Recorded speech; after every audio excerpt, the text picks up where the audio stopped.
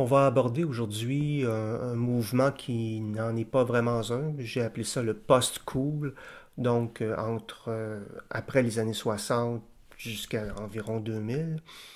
Et je vais surtout parler de deux arrangeurs. Je vais en profiter pour parler d'un métier dont on parle peu souvent dans le monde du jazz, mais un métier extrêmement important, c'est-à-dire la profession d'arrangeur. Le postcode, ce n'est pas un style comme tel, mais c'est plus un repère temporel. Plusieurs styles ont évolué vers une sorte de raffinement. Ce qui est intéressant, c'est de voir que les plus grands arrangeurs ont su déjouer les étiquettes, notamment ceux dont je vais vous parler tantôt, George Russell, et puis Gil Evans. Ne pas confondre avec Bill Evans. Gil, G-I-L, c'est l'arrangeur. Ces musiciens-là ont commencé bien avant ce repère temporel que j'appelle le post-cool.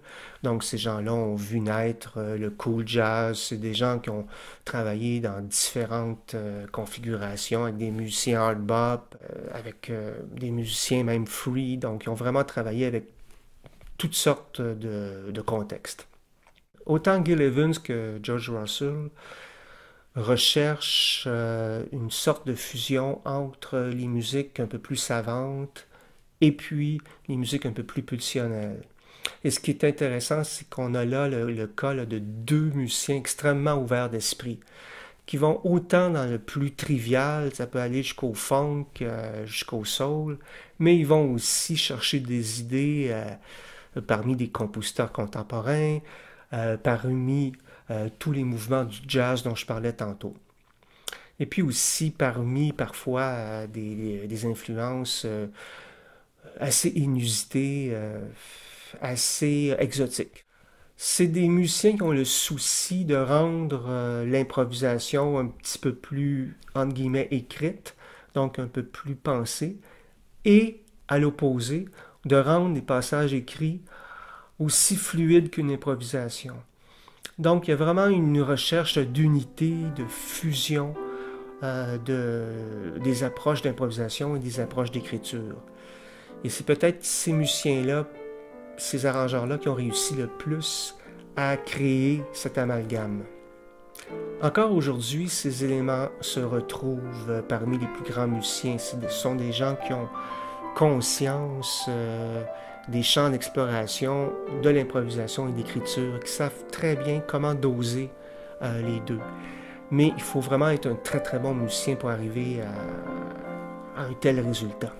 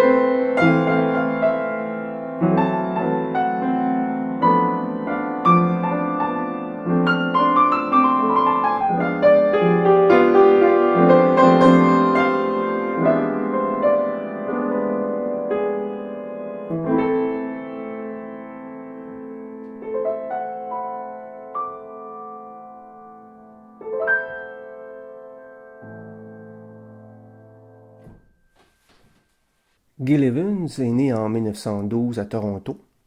C'est donc un Canadien, mais il a passé son enfance en Californie. C'est un arrangeur, pianiste et claviériste. Autodidacte, il a collaboré avec les plus grands musiciens de son époque, Miles Davis, Charlie Parker, Helen Merrill, Steve Lacy, Lee Konitz, Astrud Gilberto, Jerry Mulligan et même Sting.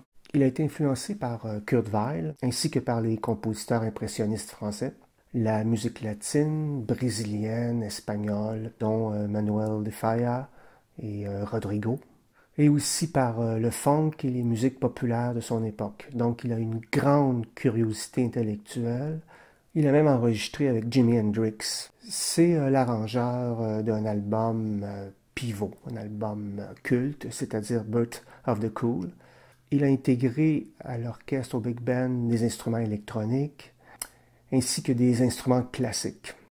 Ces arrangements sont sophistiqués, mais sans oublier les racines du blues. Une de ses signatures, ce sont les atmosphères relativement lentes auxquelles il superpose 2 ou 3 couches rythmiques. Il ne fait pas de hiérarchie nécessairement entre les couches rythmiques, c'est-à-dire que les 2 ou 3 couches s'intègrent, se fusionnent. Chez Gil Evans, le piano est davantage une couleur, un peu comme en musique classique quand Stravinsky utilise le piano à l'orchestre.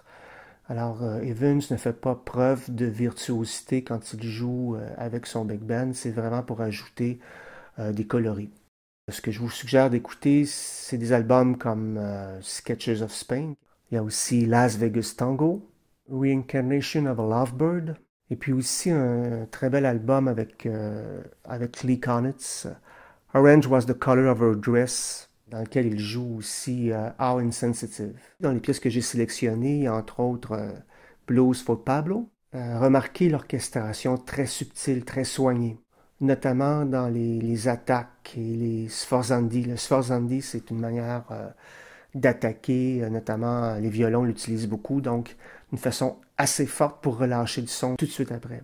Il fait une transition à un certain moment donné vers la ballade, seulement avec un motif à 2 notes, qui s'éteint en décalant le tempo entre les sections. C'est quand même assez intéressant comme effet. Alors l'instrumentation est soignée ici avec la flûte, du tuba, du cor, des trompettes avec des sourdines, une section de trombone. Petite anecdote, on voit dans cet extrait Miles Davis en train de déplier un score, une partition. On sait que plus tard, Miles va éviter là, justement une musique trop écrite. Il va aller vers la spontanéité, donc il va faire table rase des partitions jusqu'à un certain point. Mais c'est intéressant de le voir jouer dans un contexte où la musique est un peu plus écrite. Vous allez entendre au début une modalité qui est un peu ambiguë, mais ça ressemble à mi bémol de rien.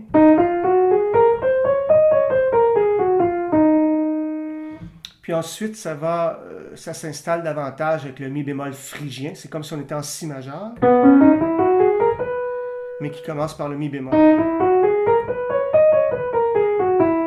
Remarquez les 2 dernières notes, ou même les 4 dernières notes, ce qui fait vraiment très espagnol. Et ça va bien avec la thématique de la pièce. Et ce qui est intéressant aussi, c'est que dans la pièce, il va mettre des successions d'accords de ce type, donc comme ceci.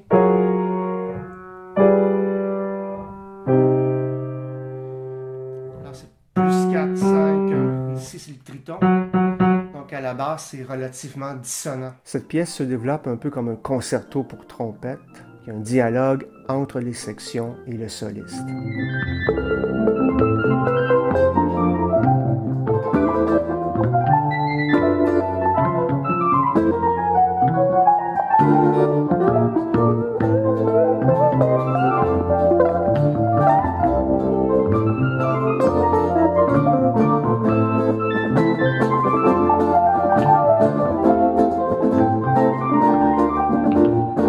L'autre enregistrement, c'est le Gil Evans Orchestra qui a été réalisé en 1976. Au début, il y a un solo de tuba qui devient de plus en plus funk. C'est d'ailleurs une marque de commerce de Gil Evans à partir des années 70, donc une influence de plus en plus marquée par le funk.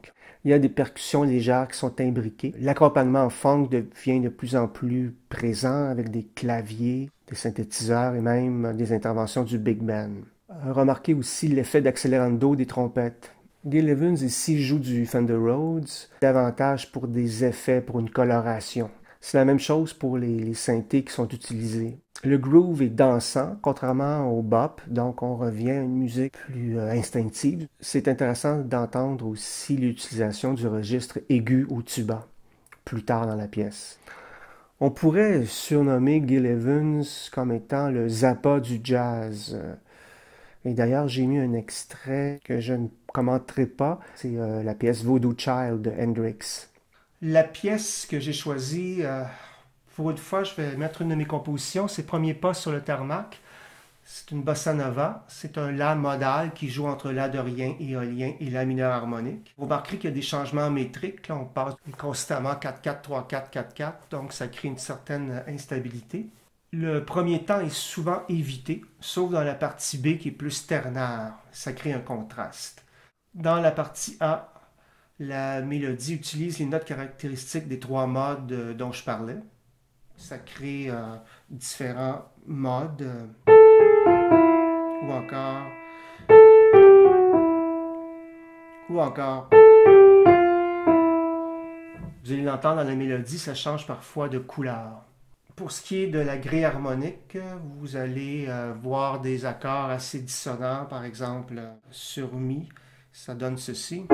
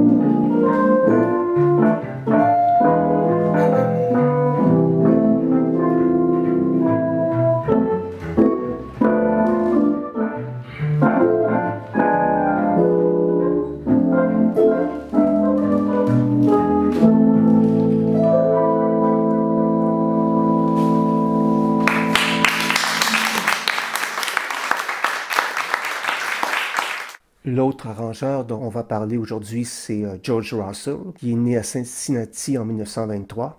Il est décédé en 2009. Il est compositeur, arrangeur, pianiste et aussi percussionniste. Il a collaboré avec Dizzy Gillespie, Earl Hines, John Zorn, Bill Evans, John Coltrane, Miles Davis, Paul Bley, Eric Dolphy, Conitz Gabarek et Don Cherry. Charlie Parker voulait l'engager comme batteur, mais à ce moment-là, il a été atteint de la tuberculose. C'est un des rares théoriciens du jazz qui jouait.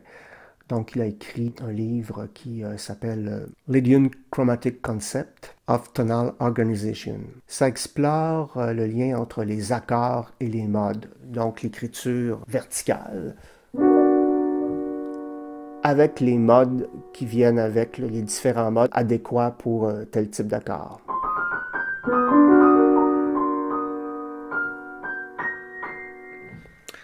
Mais bien sûr, ça va beaucoup plus loin que ça. Là. Je fais une synthèse très rapide. Son approche modale a influencé des gens comme Bill Evans, le pianiste Bill, mais aussi Miles Davis et John Coltrane. Il s'est intéressé aussi aux formes verticales, non seulement par l'harmonie, mais par les couches rythmiques, souvent polyrythmiques, et il voyait la musique davantage comme une architecture plutôt qu'un récit linéaire. Il a composé des œuvres polyphoniques pour le jazz. Les scores de George Russell sont parfois exigeants. Il a annoncé dès 1949 la third stream, cette fusion entre les musiques davantage écrites comme la musique classique et puis ces musiques improvisées. Dès 1949, il composait une pièce influencée par Charlie Parker et Stravinsky. Il a aussi intégré plus tard l'électronique à ses arrangements et compositions, ce qui en fait vraiment un pionnier dans le domaine. Il a toujours, un peu comme Gil Evans, il a toujours aussi inclus des pianos électriques avec des instruments acoustiques.